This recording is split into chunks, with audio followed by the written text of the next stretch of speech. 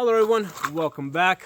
Today we're going to talk to you guys about a red dot on your carry gun. Okay, so I got here the Holosun 507C. I have it on top of a Polymer 80 G26 that I built. I've been basically carrying this and shooting this for about 3 weeks now. Now I do have the benefit of being able to carry a gun and shoot a gun every day, so it kind of gives me the ability to test things and learn things really fast. Okay, so the first thing I'm going to talk about is actually carrying the gun. Does the optic get in your way? So here's the thing when it comes to carrying a gun, right? Here's the center line, right? That's the part that goes straight down your body. The further something sticks out from your center line, the more it's going to be in your way. So the grip kind of sticks out. So I'm carrying this G26 with a 10-round magazine. I find that when I use the 12-round magazine that has that little pinky extension, right, makes it a little bit more comfortable to shoot, but that little extra ½ inch that it adds makes a world of difference when I sit in my car. Okay, that kind of goes into the seat behind me.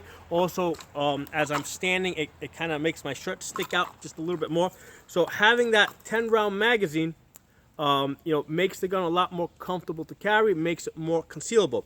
So the optic, right, is on the other side of this center line, right, as you're carrying this gun.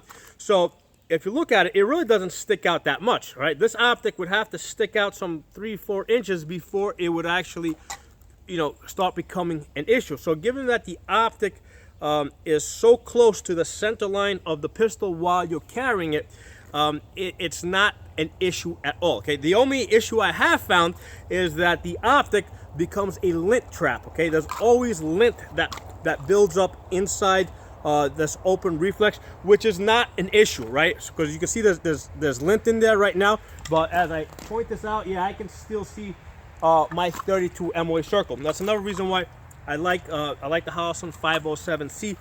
I carry this and I use this with the 32 MOA circle only. Okay, it is co-witnessed to these sights, the suppressor height sights. I got a yellow glow in the dark in the front, blank in the back. Really easy to get that dot in there. But most of the time I find that if I just punch out, I can find that circle pretty quickly. Okay, so this is what I've been carrying, and I've been carrying it basically at the 5 o'clock position. Again, because listen, I'm not a super skinny guy. Some guys, they carry appendix or whatever. I can't put something here in the front and be able to sit in the car and do other things. I have to kind of carry it back here, which is out of the way. If I carry it here at the 3 o'clock position, I find that it's hitting things. It's hitting doorways, it's hitting tables, it's hitting stuff throughout the course of the day. So back here in the 4 or 5 o'clock, that's a place where the gun is really out of my way, comfortable for me to carry. I'm able to do all the things that I need to do throughout the course of the day. Okay, so now what I want to talk to you guys about is actually shooting the gun. Okay, so here's the thing. One of the complaints that people have about optics is that when they come out of the holster, they have to shake the gun around a little bit in order to find that optic, right? Find that reticle. But here's the thing to understand, or not to understand, but to kind of refresh your memory a little bit. When you're shooting at close distance, right, like at this distance over here, where most defensive encounters happen, you're pretty much point shooting the gun anyway. Okay. At this distance, in an oh shit type of situation, I don't have time to find the front sight. I'm coming out, I'm point shooting the gun, and at that distance, without looking for front sight, without looking for reticles on the red dot, I'm able to hit. I took 3 shots, 1, 2, I got 3 hits on the paper, just by throwing my arms towards the target, at close distance. You're going to be able to hit the target. Okay, so now what happens? Now that's, let's say, at about, I don't know, that's inside of 10 feet right here where I was shooting this and I was moving towards it. So I closed the distance from 10 feet. I probably got within 6 feet, able to put all my bullets on target, in that, whatever that is, 11 by 12 inch paper over there. Let's look at those plates over there, right? Those plates are about, I don't know, some 20, 25 feet. Now at that distance, I have to aim the gun, especially at a small 4-inch target like that. So again, when you come out of the holster, right, a lot of times when they're saying they can't find their reticle on their pistol, right? They can't find that red dot. They're standing there, and they're just basically coming here, coming out, boom, right? And they're saying that they can't find it. They might be a little bit off. But the thing to understand that in a self-defense type of situation, there's a little bit of movement involved, okay? Because you're moving the cover, you're just moving, right? There's a little bit of movement around, even if you're just kind of like sidestepping, right? There's a tiny little bit of movement involved. So here's the thing: what do people do typically when they, when they're trying to find that red dot on their pistol, right? They hold the gun here and they kind of wiggle it a little bit like this so they can find it, right? That's what they're doing. So what I'm going to do now is I'm going to shoot those targets. But I'm going to be moving, right? So I'm coming out here. So what happened there, as I was moving towards the target, okay? Puts away. Oh, shirt's in the way. As I'm moving towards the target, what I'm seeing in that glass, I'm seeing that 32 MOA circle moving around like this, okay? I can't even see the fine circle, right? I'm seeing movement. So I'm moving that circle. As I'm going in, it's going like that. I'm able to put shots on target pretty quickly.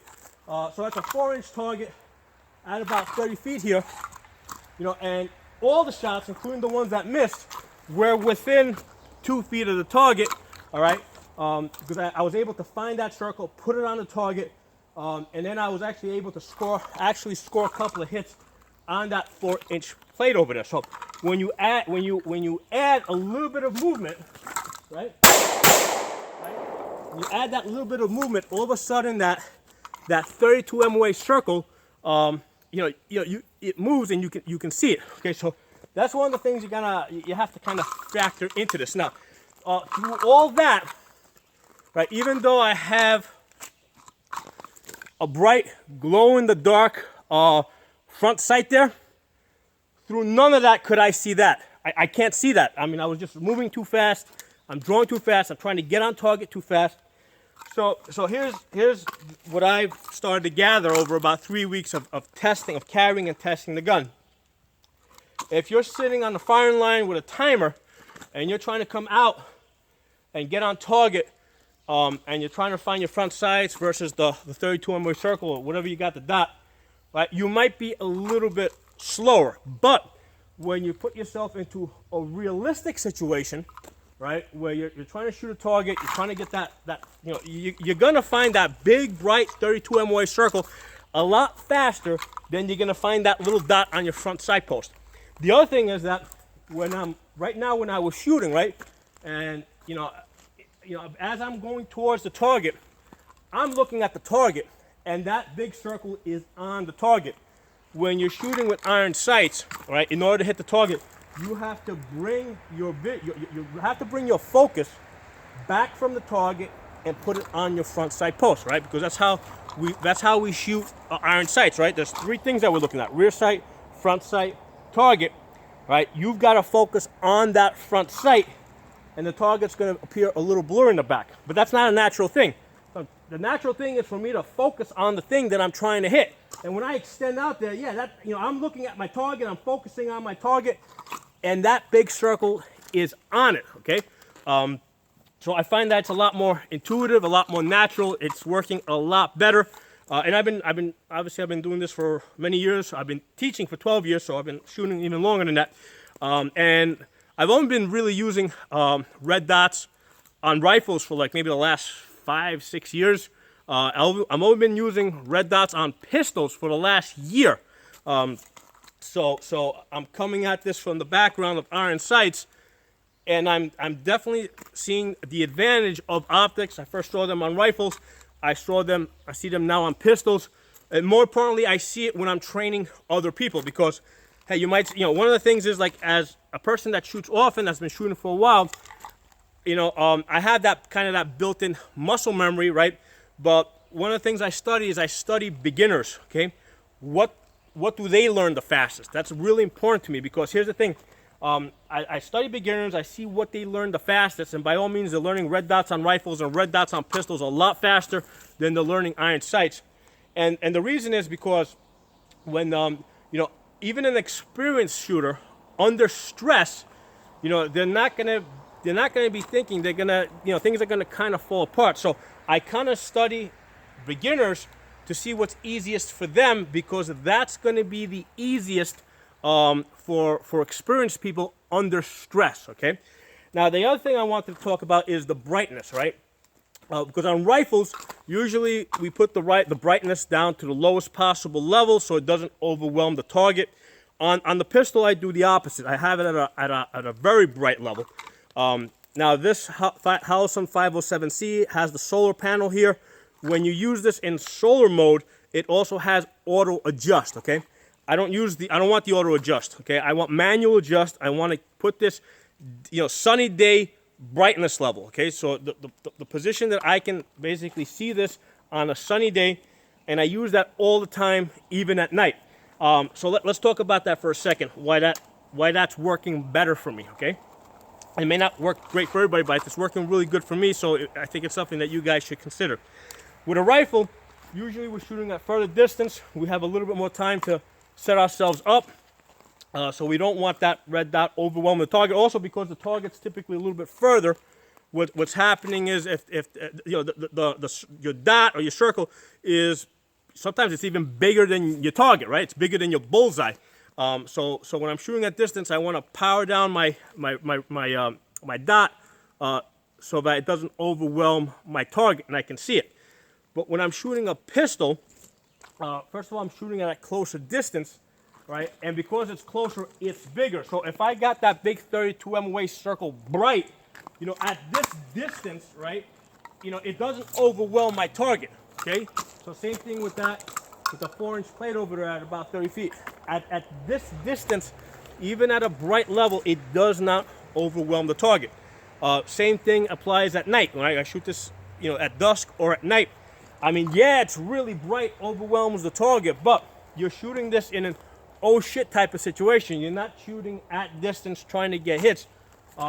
You're basically, at night, you're gonna see a silhouette. When you pull your gun out, you wanna basically get that target, take that shot, okay? The other thing is when this is bright, what happens is, at night, what I find is the brightness of that 32 MOA circle reflects off of the inside of the walls of the hood. So it kind of gives me a sense of which direction I need to move the gun in to acquire that 32 MOA circle if I haven't found it immediately. So that's why I keep it at a bright level even at night. Now here's the thing, if I find myself that I do need to shoot a little bit further at night, well, here's the thing, even in a defensive situation, let's say you got somebody shooting at you from distance, right? Well, your priority is to move to cover, right? Because at this distance, my priority is get the gun out of the holster, send bullets to the target that's right in front of me, okay? But at distance, okay, my priority is first to move to cover, all right? Then return fire, right? So when you move to cover, you pull your pistol out, right? You're behind cover. If you see that your reticle is too bright, hey, listen, you just power it down a little bit. You're behind cover. You've got the bad guy is further away. You've got the time to do that. So that's another thing. Now, one last thing I'll talk about as far as night shooting. On this carry gun, I don't use a light on it. I kind of covered this on other videos. The reason why I don't use a light is because, here's the thing. We were talking before about the Optic. It doesn't really take up much space, right? Because basically the holster's cut out a little bit over here. It doesn't change the size of the holster. Well, with the light, it goes over here. This is where the holster indexes to, right? This is where it basically grabs onto and retains the pistol. So what happens is if you put a light here, all of a sudden the holster has to become bigger. So now, you got to get a bigger holster. So that adds comfort issues, and issues where you got to change the holster. So in night shooting, what I have found, right, is first you got to identify the target, right? Well, you can't use the gun on your light anyway because you can't point a loaded gun, right, or even any gun, can't point a gun at something that you're not sure of. So you've got to use, a separate light. So you got to have a separate light. You put it on your bad guy's right there. You're shining it at him, okay? Then all of a sudden you see whatever, gun, knife, whatever, right? Now you go to your pistol, okay? At this distance over here, you've got a second, you know, he's got a gun, you got a second to react. So when you go to your pistol, are you fumbling with the light or are you pulling the trigger, right? Because trying to get the light on is taking up extra time. You don't need to put the light on to shoot something right in front of you that you already identified has, you know, is a deadly threat, okay? Now, it's not going to be, you know, pitch black dark, right? Because remember, bad guys need to be able to shoot too. So it will most likely it will be low light conditions rather than dark. You need the light to see what they got in their hands, you know, who they are, what their intentions are. You need the light, but once you identify that they're a deadly threat and you need to use deadly force, you go to your pistol, you know, you're gonna see the silhouette where a second ago you saw, you know, some crazy guy with a gun, right? So you just shoot at that silhouette because you've already done the identifying, okay? So that's why on my everyday carry gun, I don't carry a light. It makes the holster bigger. And in my opinion, in a self-defense type of situation, you're going to use this light first, and then from this light, you're going straight to your trigger. You're not going from this light to that, to your gun light, and then to your trigger. So that's why I just prefer to use a smaller holster. Now, on my home defense guns, right, my home defense rifle, my AR-15's got a light on it. The pistol that's paired up to my home defense AR is, first of all, it's a bigger pistol, right? It's not a G26, it's a Glock 17 or a Glock 19. That's got a light on it, okay? That's got a light that lives on it, okay? The holster that goes with that gun is a light-bearing holster. So for your home defense gun, yes, by all means, you know, you must have a light on your rifle. You should have a light on the pistol that's paired up to that, all right? But that home defense pistol is usually not going to be your everyday carry gun because that gun's too big. You know, for everyday carry, usually you're going to want a smaller gun. So, so for me, it makes more sense to put an optic on the gun because that's going to make you a better shot, and you're going to use this. Whereas the light on the gun, you're not going to use it, I think, in a self-defense situation. Now, the other thing I have found by having this optic over here, I am confidently able to take longer distance shots, right? So, over there, those rims back there, that 30 yards, I'm able to shoot those with confidence, and even with this little G26, get 10 out of 10 hits pretty consistently. I posted a video on that, right? Where I'm hitting that rim over there 10 out of 10 times, and I've been repeating that. I've been doing that repeatedly over the last 3 weeks. I cannot do that with my Shield 9. Okay, I can't. You know, that optic makes me a better shooter. Now, obviously, the shooting fundamentals have to be there. You gotta know how to squeeze the trigger. You gotta know your follow through. You know, you gotta know how to shoot the gun. But once you have all that, having an optic on your gun is gonna make you a better shooter. But the other thing I have found is I can shoot targets at 50 yards, which I cannot do with a pistol. Even with a Glock 17 with iron sights, it's really hard for me to get any hits on a well, not even target this side, a target that size, right? On an 8x11 target, I'm lucky if I get one hit, all right, at 50 yards. With the optic, right, I'm usually able to get 4 hits, okay? And the reason is because I use that 32 MOA circle. What I do is I use the bottom of the circle, I anchor that in the center of the target, right? So instead of putting it at the center, I raise it up a little bit because the way it works is a circle, and then you got these little notches, right? There's these little lines, top, bottom. I put the bottom line in the center of my target at 50 yards, and I'm able to get, you know, maybe 4 out of 10 hits, okay? And that's on an 8x11 paper. If I use a larger target, I'll get more hits. I can do that with a pistol that has a red dot on it in the way that I cannot do it with a gun that just has iron sights, right? Because it's a little harder to know what my holdovers are.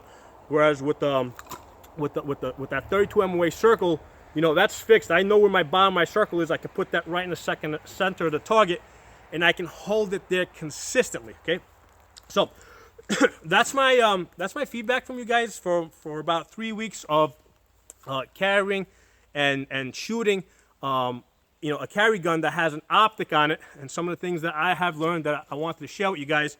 Now, one of the things I just got in today, the Holosun 507 ACSS. Okay, that's got that little chevron, and it's got that 250 MOA circle that basically, you know, if you're off a little bit, you know, helps you find your chevron.